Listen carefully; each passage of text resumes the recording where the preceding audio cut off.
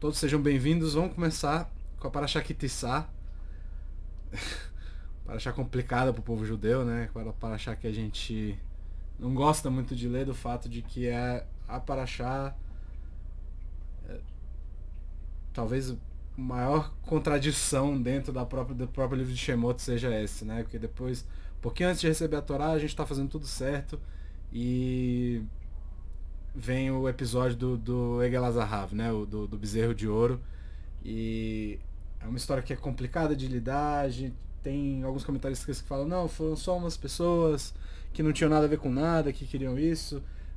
Não importa, na verdade, a questão é que nada disso importa. O que importa é que deixaram fazer e que talvez até tenha por trás desse fazer o bezerro uma coisa um pouco maior do que a gente imagina.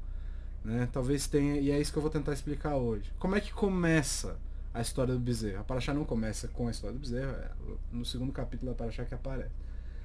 A história começa basicamente dizendo que o povo ficou meio ansioso porque Moshe estava demorando a voltar.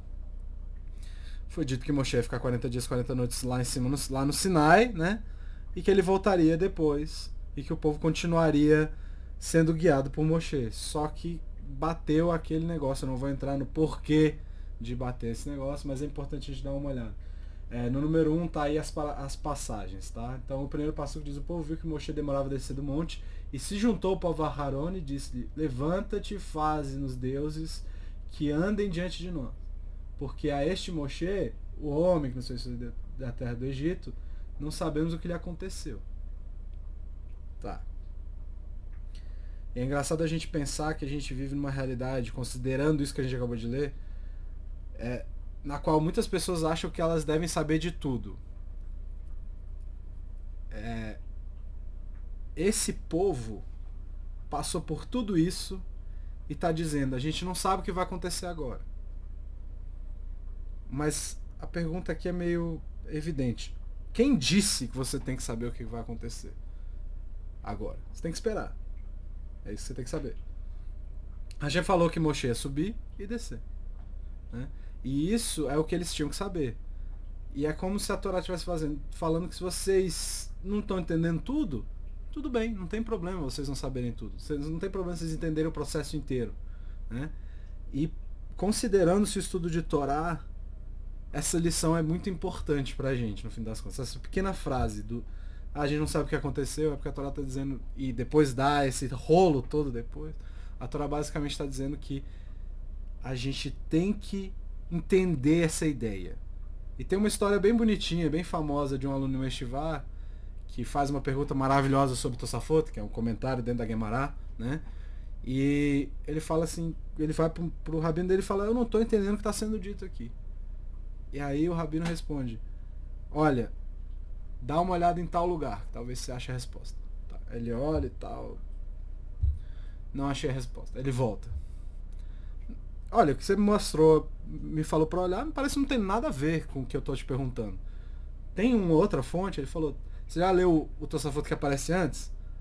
Ah, ainda não, então eu vou ler. Aí ele leu. Aí o rapaz olha e falou assim, eu li, eu não entendi, eu li 10 vezes e eu continuo sem saber a resposta. Né? E mais ainda, eu não sei o que essas duas respostas que o senhor está me dando tem a ver com o que eu te perguntei. O rabino dá aquela risadinha de canto de boca e fala, o que está escrito no final desse Tosafot aí que você acabou de ler, esse último? Aí ele fala assim, tá escrito, tem uma frase muito famosa dentro de algum, principalmente do Tosafot, que é Tzororiun, né? Quer dizer basicamente isso, a gente precisa pensar nisso um pouco mais. Isso precisa de mais tempo. Ou seja, não tem a resposta agora. Tá? Qual que é o problema? O problema é que ele leu isso e ele continua achando que ele tinha que continuar explorando aquilo naquele momento. Tem coisas que a gente não entende mesmo. E se você está estudando um assunto importante e tem um momento que você trava em um lugar, a não ser que esse negócio te trave completamente porque vem depois, não faz sentido você ficar martelando aquele negócio sendo que você ainda tem 100 páginas para ler. Às vezes a tua resposta está daqui a 100 páginas. Então você parar, tua vida não acaba, o mundo não para, você não para. você faz uma nota mental, não entendi isso aqui. Continua e depois você vai procurar a resposta ou ver se a resposta aparece. Então a gente passa por esses momentos na vida e quase nunca a gente percebe a importância dessa situação. A gente tem momentos aqui, né, nesse grupo pós-estudo, nos quais algumas pessoas tiram dúvidas, discutem assuntos relacionados. E assim, eu vou ser sincero, eu não sei se as pessoas, quando eu dou uma resposta, gostam da minha resposta ou não. Né? Mas a verdade é que uma pergunta boa, no fim das contas, é o que gera discussão aqui. E uma pergunta boa vale muito mais que qualquer resposta. Até porque uma pergunta boa não costuma ter uma resposta só. Ainda mais quando a gente está falando de Torá. Né? E o povo aqui não sabe o que aconteceu com Moshe, e em vez de perguntar o que aconteceu com Moshe, eles estão assumindo que eles deveriam saber o que fazer a partir desse momento. E o que eles fazem? Eles vão até Haron e falam, faz aí um trem pra gente. E aí a Paraxá continua. A Haron vai e diz, traz os brincos de ouro das orelhas das vossas mulheres, dos vossos filhos, das vossas filhas, traz, não os seus, os dos outros. Ou seja, basicamente falando, a Haron tá tentando dar uma enrolada. Né? Porque se chegasse a Maria e falasse assim, me dá aí seus brincos, eu falo, não vou dar, usa os teus, usa o teu dinheiro, não vou te dar o meu dinheiro. Né? Não faz sentido. A Haron tá stalling, né? Ele tá tentando enrolar para ver se dá tempo de Moshe descer. Né? Paraxá continua. E tomou-os de suas mãos e os trabalhou com buril e fez o bezerro fundido. E disseram, essa frase é importante. Ele Elohei Israel. Esses são seus deuses, Israel, que te fizeram subir da terra do Egito. Tá? Depois Aharon viu e edificou um altar diante dele. E Aharon proclamou e disse, festa para Hashem será amanhã. Amanhã? Por que não hoje? Né? E essa situação aqui parece uma piada de mau gosto, né? Se não tivesse na Torá, seria uma coisa meio esquisita. Como é que eles podem dizer uma coisa desse tipo? Eles acabaram de sair do Egito e já esqueceram o que aconteceu, né? Eles viraram a Dory lá do Procurando Nemo, que esquece de uma coisa a cada 10 minutos. Ou 5, 2 minutos, sei lá. Né? Não tem memória nenhuma mais. E que é essa lógica aqui de falar que vai ser amanhã? Que dia que isso aconteceu? Isso aconteceu, no caso amanhã, a festa, no dia 17 de Tammuz, que é um dia do nosso calendário de jejum. Né? A gente faz um jejum curto nesse dia. E essa ideia aqui, ela até é profunda. Né? Possivelmente muitas pessoas já ouviram essa história, mas os profetas dizem que no futuro os jejuns vão se tornar dias de festa. E a Haron está dizendo que hoje é uma tragédia, mas no futuro vai ser uma festa. Então, beleza. Então aqui a gente tem um pouquinho a mais sendo oferecido pela Paraxá. Como é que a Paraxá, como é que esse pedacinho termina? Que esse pedaço vai terminar. E madrugaram no dia seguinte e ofertaram ofertas de elevação e trouxeram sacrifício de paz. Isso pro negócio. Né? Pro Egel Azahar, pro bezerro de ouro. E o povo sentou-se para comer e levantou-se para celebrar. E o Urash, ele não gosta dessa última palavra, lesarok, né? Lesarok é um infinitivo. E ele vai dizer que celebrar, no número 2, ele diz que esse termo implica que além da idolatria houve imoralidade sexual. Então eles festejaram bem mais do que eles deveriam. Vemos essa mesma palavra sendo usada em Bereshit 39:17 para zombar de mim, onde a privação é evidente nesse contexto. Privação sexual, no caso. É evidente nesse contexto, segundo Urash. Tá. Então, quando Urash fala isso, ele está dizendo que a coisa virou de uma proporção que é inevitável mais. Esse último passuca aqui é uma coisa que não tem... Aqui o problema ficou muito sério. Né? Só que o problema já está sério com a primeira frase.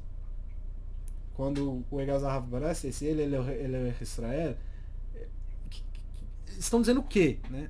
Ler essa história, você só vê ela piorando. Quando a gente olha os pequenos detalhes, a história fica pior ainda. O que eles estavam pensando aqui? Qual é a lógica que eles seguiram? Porque a gente sempre fala, a geração do Sinai. A geração do Sinai era muito elevada. Como que uma geração elevada dessa chega a esse tipo de conclusão? Tá? Essa pergunta é muito importante. O que eles estavam pensando? O que passou na cabeça? Como eles puderam fazer uma coisa desse jeito? Então agora, a gente vai para a fonte complicada que eu falei no começo. Ela é complicada muito pelo que ela representa, porque na cabeça das pessoas é algum tipo de coisa mágica. Mas ela não é. Ela é o último nível exegético que a gente chama de sod, que é segredo, que não é uma coisa simples de se entender. Quando você escuta o segredo de alguém, você sabe que é uma coisa fácil de entender, a não ser que você tenha o contexto inteiro. Mesma coisa aqui, o problema é que é elevado à 10ª potência, porque é onde a gente está falando de Torá. Tá? É uma forma de interpretação e entendimento de Torá. É isso. O Zohar é isso. Ele não é um livro de magia, ele não é nada disso. Ele é um livro de interpretação. Dito isso, não é uma interpretação simples. Tá? Então vamos lá. Disse Urashbi, o Rabbi Shimon Bar Yochai, que é atribuído, o texto Zohar é atribuído a ele. Esse segredo nunca foi revelado antes, mas até que um dia eu estava na praia e Eliarro, o profeta Elias, veio até mim e perguntou: Mestre, você sabe o que erguei pro alto os vossos olhares e percebei quem criou eles? Isso é Yeshayahu, né? Isaías 40:26. Eu respondi: eles são os céus e suas multidões, as criaturas do santo bendito seja. E o homem deve contemplá-los e abençoar o Criador, pois está escrito: quando contemplo teus céus, a obra dos teus dedos, ó Hashem, nosso mestre, quão majestoso é o teu nome em toda a terra. Ele me disse, de novo: Mestre, o santo bendito seja teve um grande segredo que foi revelado na Assembleia Celestial.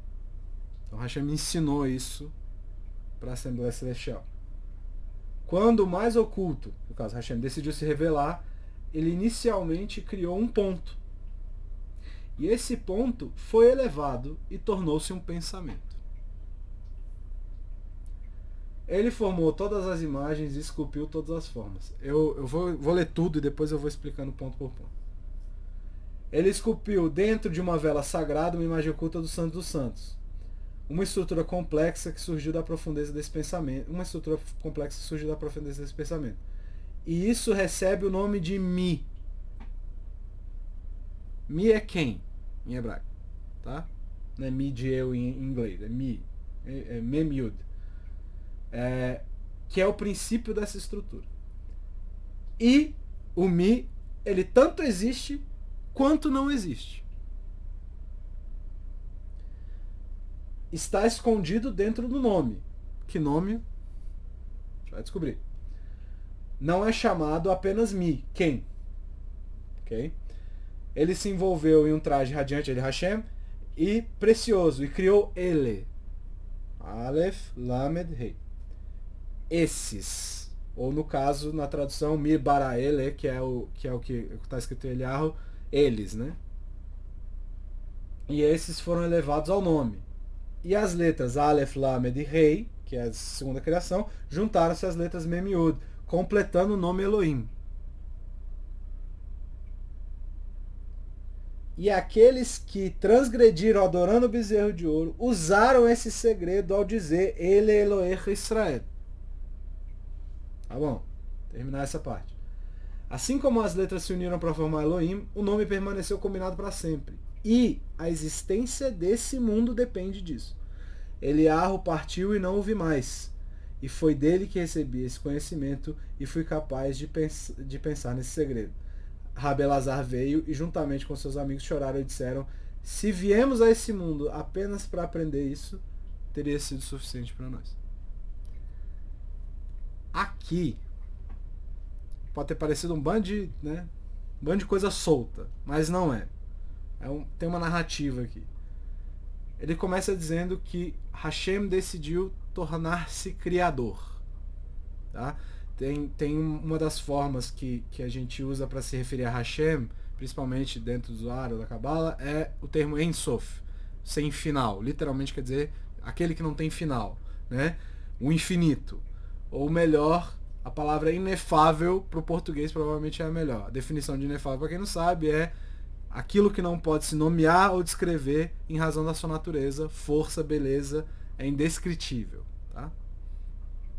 Quando a gente começa a falar sobre limitação de conhecimento, que foi o nosso assunto agora do comecinho, agora todo mundo aqui tem que ser honesto e talvez entender que a frase da semana passada que a gente usou talvez fique um pouco mais clara. Está aí no número 4.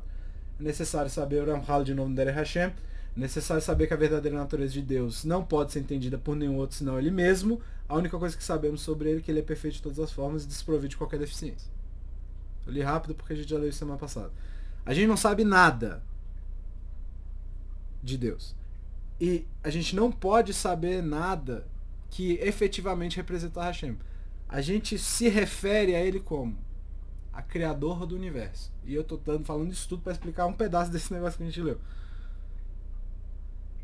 Beleza, Hashem é Criador do Universo. Ele fez o Universo? Fez, beleza, tá bom. Mas o que aconteceria se Hashem não tivesse feito o Universo? Ele deixaria de ser Deus? Não. Né? É que nem se você pensar no...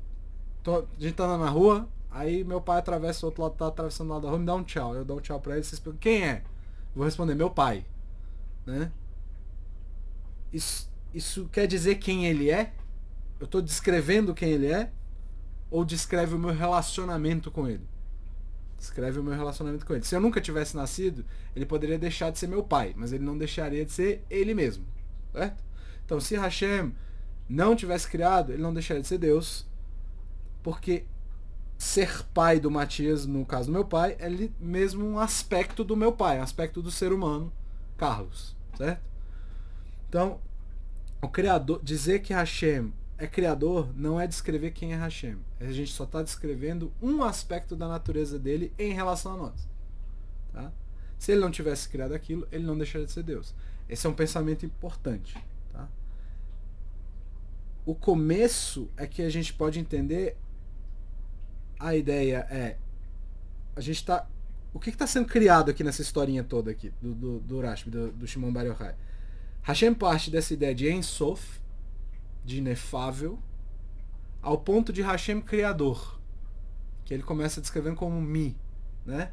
Que ele fala que ele começou a deixar de ser o mais oculto, ele decidiu se revelar.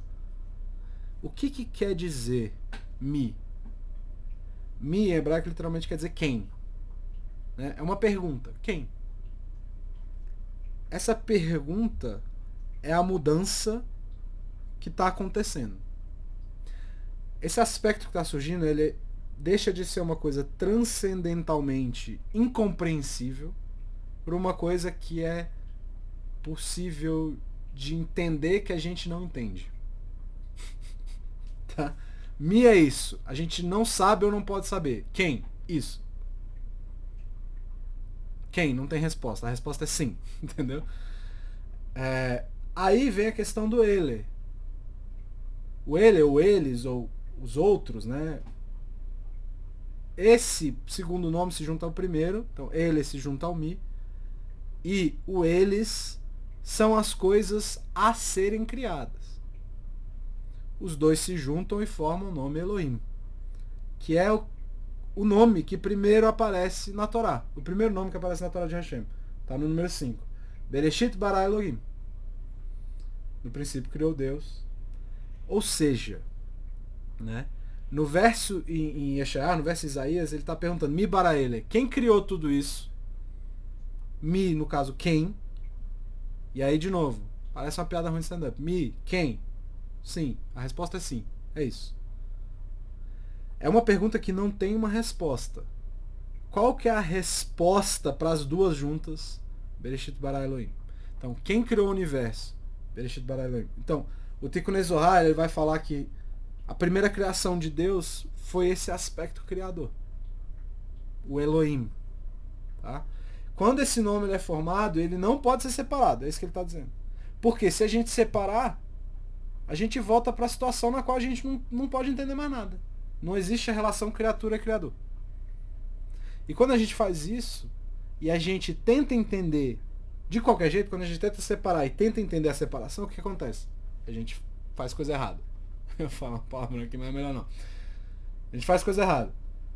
O que isso tudo tem a ver com Hegel, no fim das contas? O povo diz Ele, Elohim Israel. Ele não fala Elohim, Elohim Israel. Ele separa. Né? De novo. Na quarta passuca ali do 1. Ele, Elohim Israel. Ele separou. Eles separaram o Ele do Mi. e eles tentaram responder aquela pergunta que não tem resposta. Esse nome, ele está se referindo a uma coisa bem específica. E aí, Gemátria. Gemátria. Gemátria indica a relação entre palavras. A Gemátria de Elohim é 86. É a mesma Gemátria da palavra Hateva, a natureza. Então esse nome está conectado diretamente com a criação. É Deus como criador do universo. É Deus como a nossa relação com ele. Mas ele existiu antes da criação, não foi? Foi. Esse é o Mi. Vamos dizer assim, é aquele que é incompreensível. Tá? A junção dos dois cria a relação que nós temos com ele. Né? E que nem eu falei, o Ney Zohar fala desse aspecto de criador. Que essa foi a primeira criação. E isso quer dizer que no Shema que a gente fala todos os dias, efetivamente a gente entende isso. Shema Israel, Hashem Elokeinu, Hashem Elokeinu é o quê? O inefável Criador. É o nome, a gente fala o nome, a gente não usa o... Né? É o nome Criador também. Hashem Echad. Essa coisa que eu nunca vou entender é indivisível. É uma coisa só. A gente tem relação com um aspecto só. Tá? Então não existe... existe um aspecto de Hashem que é pessoal, que a gente falou, lembra que a gente falou dessa espécie de paradoxo semana passada? Existe esse aspecto de Hashem que é pessoal, que você tem contato, que você percebe, que é o aspecto criador. Que é o mesmo aspecto que o Zohar fala aqui, quando ele vai falar assim, que ele cita esse Terrilim, que ele cita o Salmo. Quando ele fala que a gente olha para essas coisas aqui. Quando contemplo teus céus e a obra dos teus próprios dedos, ó Hashem, nosso mestre, quão majestoso teu nome em toda a terra. É esse aspecto que a gente tem. Tá? Então, aqui é esse ponto. É o ponto para o relacionamento e existe o aspecto disposto a isso, vamos dizer assim. Mas tem um outro que é completamente fora da minha compreensão, da compreensão de qualquer um. Hashem não cabe nas nossas cabeças. Mesmo esse aspecto que é aspecto criador também não cabe, porque a gente não sabe como é que tudo funciona. Então, observando a situação com essa ótica, como é que se deu a transgressão do bezerro? O que é efetivamente a mecânica da transgressão do bezerro? A mecânica é, eles tentaram reduzir Hashem a uma coisa que eles podem entender. No final, eles ainda... Os sábios que depois se juntam com o Rabi Shimon Bar Yochai matam a pau dizendo assim, se a gente tivesse vindo para esse mundo para entender isso, e obviamente, provavelmente eles entenderam melhor do que eu, do que a gente aqui no caso, já teria sido o suficiente. Então ainda tem muito para ser entendido aqui. Eu só passei o comecinho da ideia. E pro desespero de todos, essa é a introdução de hoje. Então, vamos tentar pensar na situação tendo isso como um background, como um contexto pra gente. Voltando à ideia, a Torá está pronta para vir, para ser recebida. No lugar de esperar a chegada, o que eles fazem? Eles decidem tomar as rédeas da situação e criar conceitos próprios. E isso vem de uma forma muito estranha, porque é uma coisa que já aconteceu antes, que a gente também já estou semana passada. Onde que já aconteceu isso? Onde que tem uma situação na qual eu falo assim, não, eu vou criar meus próprios conceitos, eu vou fazer o que eu quiser. Não importa o que foi ordenado ou deixar de ordenar. Não vou nem considerar se é obediência ou desobediência fazer isso. No fim das contas foi, quando a gente discutiu. No Gan Eden a gente tinha duas árvores. Etz Hachaim, Etz Hadat Toverá. Né? A árvore da vida e a árvore do conhecimento do bem e do mal. Hashem disse, não coma dessas árvores. Foi? Não foi. Não foi isso que Hashem falou. 6, número 6. E Hashem Elohim, o Criador, o Deus inefável, o infinito Criador, ordenou ao homem dizendo, de toda a árvore do jardim podes comer, mas da árvore do conhecimento do bem e do mal não comerás, pois no dia que comeres, morrerás. Então a única que não podia comer era a segunda, a árvore do conhecimento do bem e do mal. O que são essas árvores efetivamente? Se eu fosse falar assim, o que é isso? O que significa comer dessa árvore? O que é? O que é a árvore da vida? Número 7, tem a dica. Shlomo Amelech Mishle deu a dica. É como a árvore da vida para quem a ela se apega. Afortunados são os que dela se aproximam. Quem é ela? Torá. A Torá é a árvore da vida. E o que é a Etz Hadat Toverá? A árvore do conhecimento do bem e do mal, eu falei semana passada que era uma coisa que fez com que as pessoas confundissem bem e mal, não soubessem o que é bem e mal. Elas não sabem mais diferenciar A de B. A árvore do conhecimento do bem da vida é a experiência de vida. É o que você passa pela sua vida. A gente falou da transgressão na semana passada, que teria sido uma desobediência. Mas qual que é o problema dessa desobediência? Qual que é a reação? Qual que é o problema de você ir atrás de experiências antes de ir atrás de Torá? Que é efetivamente essa é a desobediência. Ele falou, coma da Torá primeiro, depois coma da outra árvore. Isso pode parecer uma bobagem, mas afeta a gente até hoje. E não é à toa. Como é que a gente sabe que a outra árvore é experiência? O que acontece logo depois que eles são expulsos? Assim, logo depois. O passo que vem exatamente depois da expulsão do Ganeden. Número 8. E Adão conheceu Rava, sua mulher. E aí isso aqui é até motivo de piada, né? O conhecimento, conhecer no sentido bíblico, né? Conhecer no sentido bíblico é o quê? Conheceu sua mulher e ela concebeu e deu a luz a Caim. O que é o conhecer? Né? Aqui, o conhecer no sentido bíblico não é conhecer Torá. Eles tiveram a experiência um do outro. Um teve experiência do outro. Qual que era o plano dentro do Ganeden? Primeiro você aprende a Torá, come da árvore da vida, e depois se apoiando na Torá, nutrido pela Torá, você busca experiência.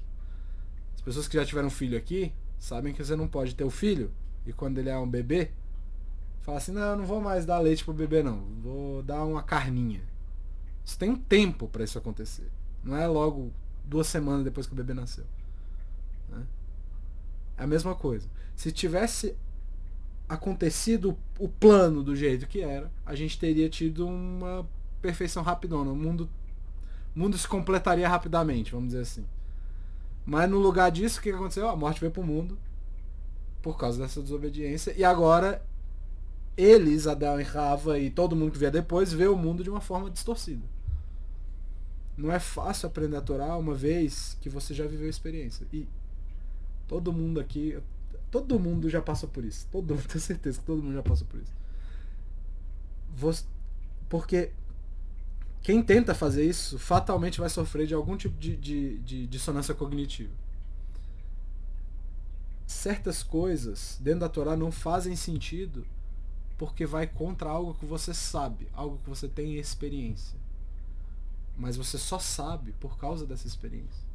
Então é muito complicado. E pode ser bem pior, porque você pode tentar distorcer a Torá para caber dentro da sua experiência, dentro da sua visão, que também já é distorcida de mundo. Isso faz com que essa situação possa ser impossível de desfazer. E por isso o homem foi expulso do Ganeden. A gente falou semana passada. E aí é o jabá, o último jabá do estudo semana passada. Quem quiser olhar lá no YouTube, tá lá. Para se reaproximar da árvore da vida, você precisa passar por uma revolução pessoal. E a gente falou disso na semana passada. Quando a gente volta para Paraxá, de onde que veio a ideia do bezerro efetivamente? Por que um bezerro? Podia ser qualquer coisa. Por que não um mochê de ouro? Vocês já pensaram nisso? Por que um bezerro? Vamos pensar um pouco nisso. O povo agora faz o quê? A gente leu Ele Elohim Israel, aponta e diz, aqui está o teu Deus, ou seus deuses, ou o que seja. Só que eles já apontaram antes e disseram uma coisa parecida antes, durante a abertura do Mar Vermelho, do Yam Suf, no número 9. Número 9. Eu esqueci de botar a tradução da Torá aí, mas o Urash é o que importa. No caso ele fala Ze Eli, né? O Ze Eli quer dizer esse é meu Deus. E aí Rashi diz que Deus revelou-se em sua glória e eles apontaram com o dedo exclamando, esse é meu Deus. Até um servo viu no mar aquilo que nem mesmo os profetas foram capazes de ver. O que o Rashi está falando aqui? Algo que nem os profetas viram. Quer dizer que eles viram uma coisa melhor do que os profetas ou que eles tiveram uma visão que nenhum profeta teve?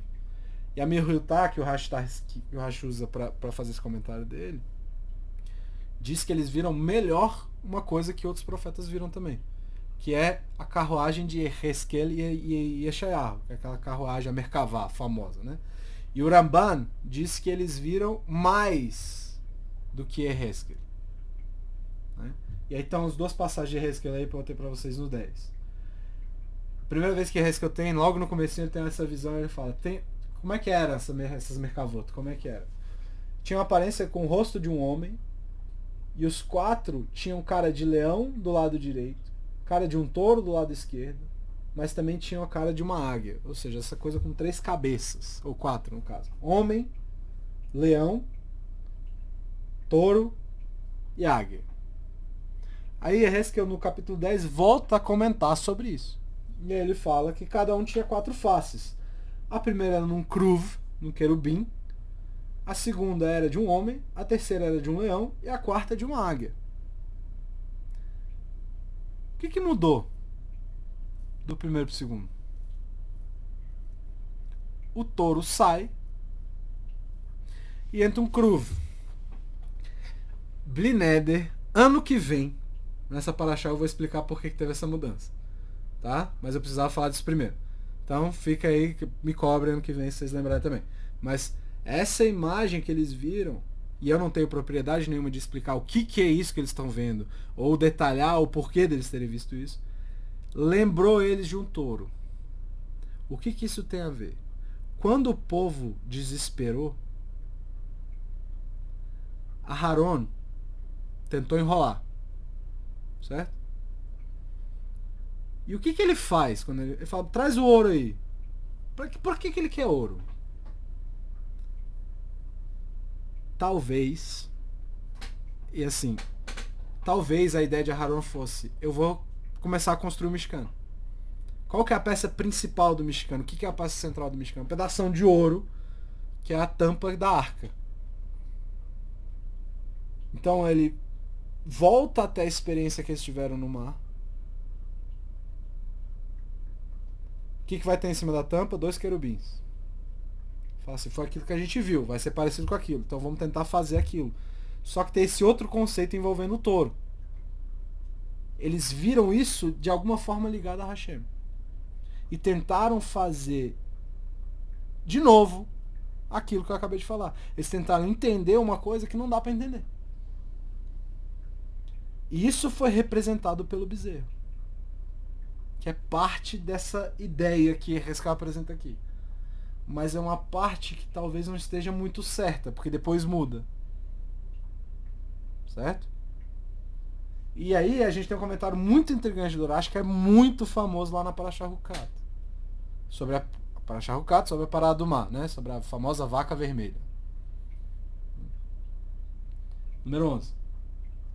Também esqueci de botar a tradução aí, mas enfim, tá falando da vaca vermelha, que é um Hok, né? Uma Hukat, né? E aí ele fala, porque as nações, por que é uma Hok é um mandamento que não tem explicação? Por que é um mandamento sem explicação? Pois as nações e o adversário vão caçoar de Israel dizendo, que mandamento é esse e qual é a razão para ele existir? Quem não sabe, a vaca vermelha é um mandamento maluco, que você pega uma vaca que tem que ser toda vermelha, não pode ter um pelo que não seja vermelho, aí você faz o sacrifício dela, você queima ela e pega as cinzas, e essas cinzas elas purificam, impurificam quem está purificado e purificam quem não está purificado. Então ela é um paradoxo também, né? E aí Rashi diz, por causa disso a escritura, no caso a Torá, escreve o termo Hukat sobre ele, sobre o mandamento, querendo explicar que esse é um mandamento diante de Hashem. Ou seja, você não tem direito nenhum de criticar esse mandamento, ou de analisar ele. É lei, pronto, acabou. Só que aí, o próprio Urashi, alguns passuquinhos depois, vai e explica o mandamento.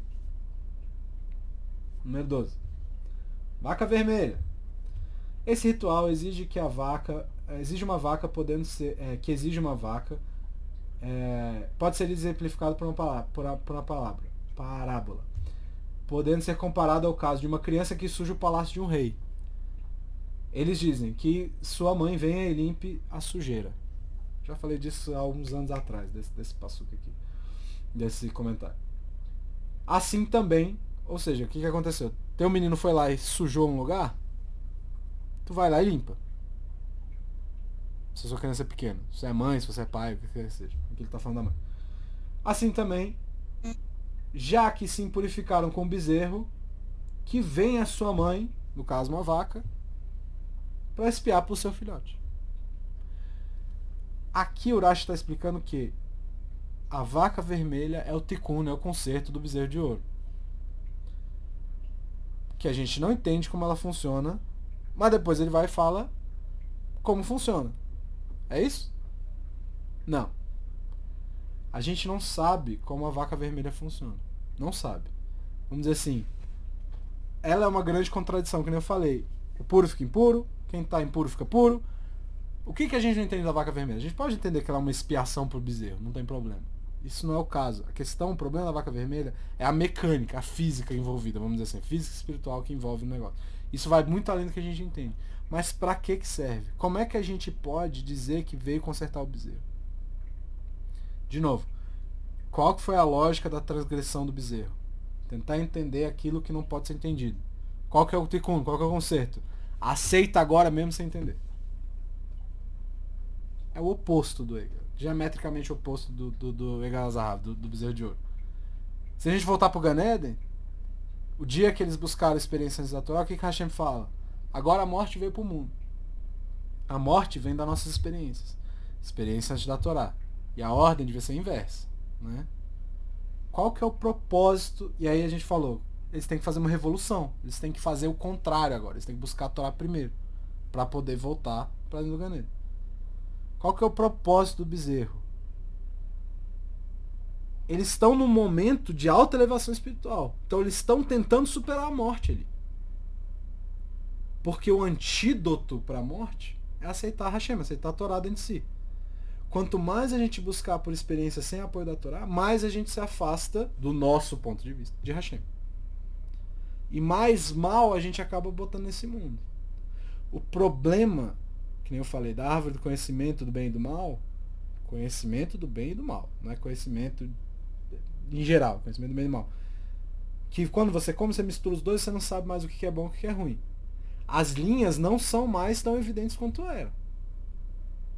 A gente está andando a partir das nossas experiências. E o que isso quer dizer? Aquilo que eu acho legal, que me faz bem, eu chamo de bom. Eu estou fazendo um bem. Aquilo que não me faz bem, eu chamo de mal. Ou seja, o que eu acho bom e o que eu acho ruim é diferente do que você acha bom e o que você acha ruim. E aí? O problema é esse, é tudo subjetivo. Baseado na minha experiência, na sua experiência. Esse tipo de mundo, o local que é criado aqui, é um local destrutivo. Qual que é a refuá, qual que é a cura disso? A Torá. Que diz que não é bem assim. Não tem problema se sentir bem com certas coisas. Mas tem coisas que te fazem bem porque é justamente o contrário, que elas enganam para te fazer bem. A vaca vermelha conserta o bezerro. Como? A gente não entende praticamente nada da vaca vermelha. Porque ela não segue nada que se baseie nas nossas próprias experiências. Ninguém queimou uma vaca até a cinza e falou assim, pô, que maneiro, entendi. Ninguém fez isso na história. Né? E nem nada que faça sentido para nossa cognição que é meio limitada. A vaca vermelha não é nada disso. Vai muito além disso. E isso vira um antídoto para a morte. Porque é um oposto ao absoluto do que a gente fez primeiro. E aí é importante lembrar, assim, obviamente a gente está no ano que a gente tem Adar 2, né, então Purim ainda vai demorar um pouquinho para chegar, mas em anos normais a gente costuma ler essa paraxá depois de Purim. E isso não é por coincidência. Purim é uma história que está altamente ligada com essa ideia que eu estou tentando explicar aqui. Não sei se tive algum sucesso até agora. Mas existe uma mitzvah em Purim, que é a mitzvah mais celebrada de todas, provavelmente, né? Que é de você beber até Adalo Yodá, Aruch Haman Vebaruch Mordechai. Você beber até você não saber diferenciar entre maldito seja Haman e bendito seja Mordechai. O que, quando você dá de cara com isso, é uma mitzvah meio estranha. E para ser sincero, parece até um pouco absurda. Como é que existe uma ordenação de você beber até você não saber diferenciar bem do mal? O beber Adaloiodá, até você não saber. Mas não quer dizer isso exatamente. Quer dizer, volte ao ponto antes da confusão. Você se confundir não quer dizer que você tá errado. Porque tu já tá confuso. Basicamente é isso. Não faz sentido nenhum você dizer que isso é um juízo de valor. Não é dizer se Mordecai é ruim e Haman é bom. Não é isso. Volte antes de existir a confusão bem e mal. E, ao ponto de voltar à história da semana passada. Aquela história toda de que fulano falou que devia ter isso, devia ter aquilo, e a gente sabe. De novo, confusão bem e mal. A pessoa acha que por causa de uma liberdade você tem que preservar uma coisa que não deve ser preservada. Então, se a gente atentar a algo que é muito importante, porque quando a gente está em Purim, a gente lê a Megillah e fica todo mundo, não sei o quê. Só que tem uma dica muito importante sobre o que é Purim logo no final da leitura. A gente faz as Berachot e tem um pedaço da Berachá que está no número 13. Os filhos de Israel de Shushan regozijaram-se e se alegraram ao verem juntos a veste azulada de Mordecai. A palavra hebraica para ser azul é techelet, é a mesma palavra que a gente usa quando a gente fala de tzitzit. Tá? Tu foste eternamente a salvação deles e a esperança deles em todas as gerações. Hashem, no caso, né? Para dar a conhecer que todos que em ti têm fé não serão humilhados, nem passarão vergonha todos que se refugiarem em ti. Maldito seja Haman, que tensionava aniquilar-me. Bendito seja Mordecai, o judeu. Mas peraí. Não era para beber até esquecer disso aí? Não devia ser o contrário? Como é que a gente pode dizer isso depois da Megillah se a gente está pregando o contrário na mitzvah? Tem uma coisa muito importante acontecendo aqui. Quando o povo recebe a Torá no Sinai, Hashem fez o quê? Criou uma situação absolutamente incrível, uma revelação incrível. Não tinha dúvida nenhuma para aquelas pessoas que estavam ali que Hashem estava lá. E é difícil, e é o que eu vou dizer aqui, vai parecer uma contradição, mas é difícil você aceitar a Torá plenamente nesse momento. Mas como assim? É o famoso é muito bom para ser verdade? Né? E mais ainda, aceitar naquele momento não é tão impressionante assim. É meio lógico aceitar ali. Passam-se alguns anos, alguns milhares de anos, e o povo está exilado. Correndo o risco de sumir, de ser aniquilado, que nem a gente leu ali. Não tem mais milagre, não tem mais profeta. Como é que é aceitar a Torá agora? Aceitar a Torá agora é como se você entendesse que lá no fundo é a coisa certa para se fazer. Mas você não tem prova nenhuma disso. Porque não tem mais milagre, não tem mais profeta. A situação tá ruim. Aqui entra um conceito que é complicado. Assim. Vai na fé. Né?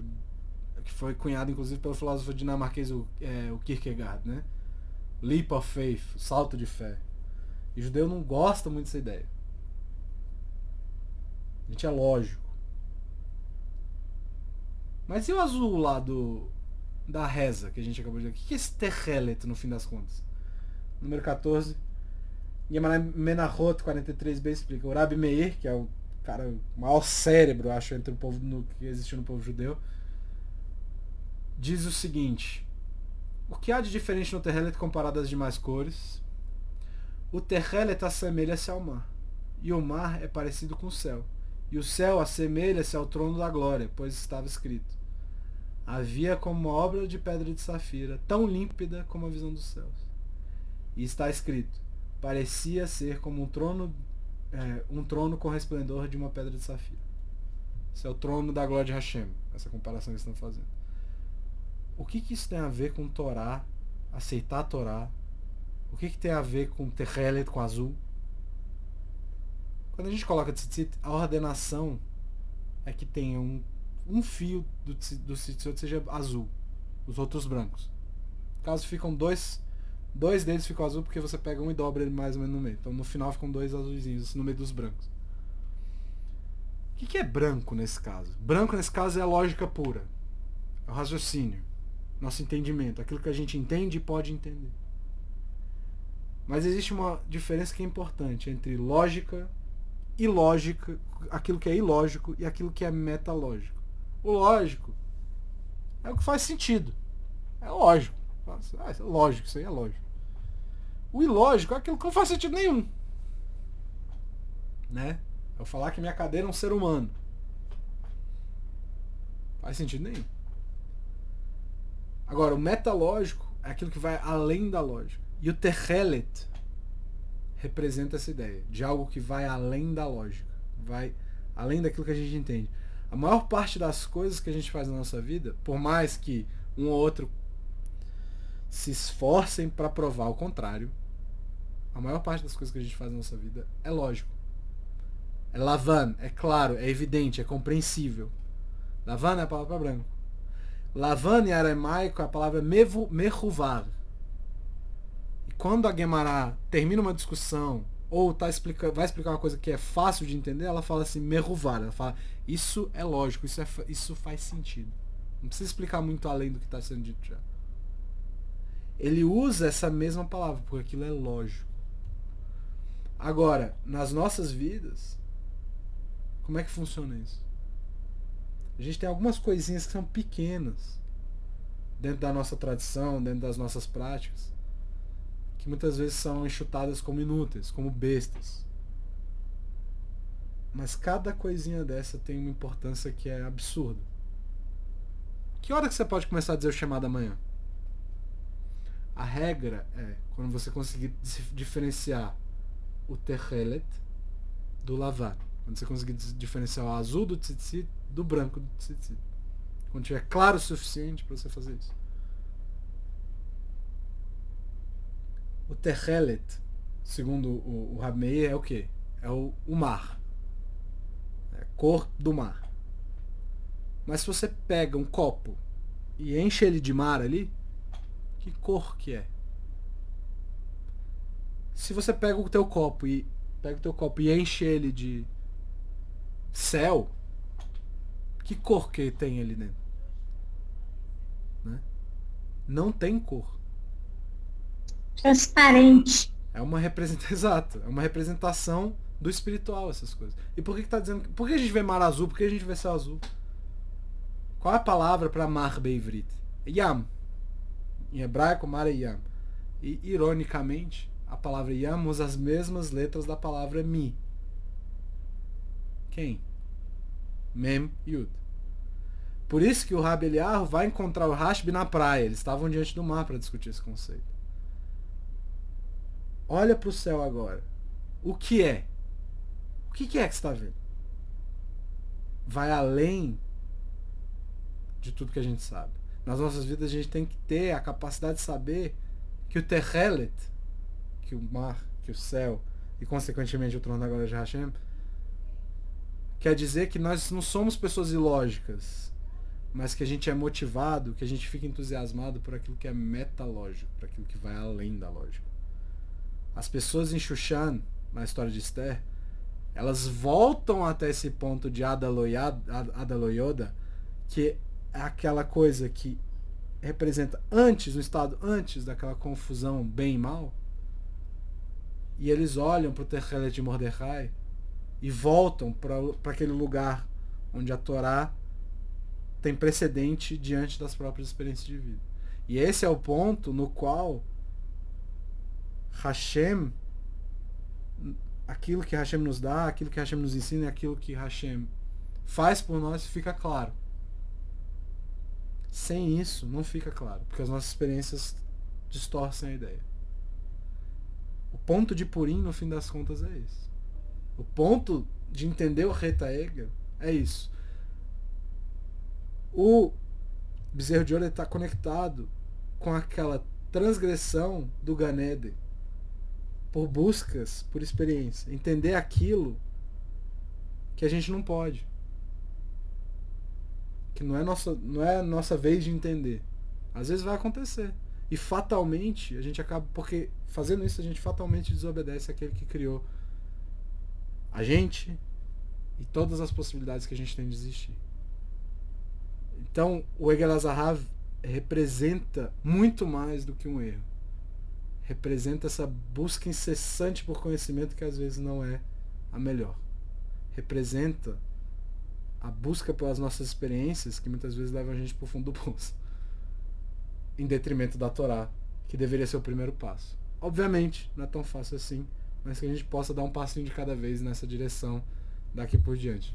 Obrigado, pessoal. Boa noite e desculpa se foi muito complicado.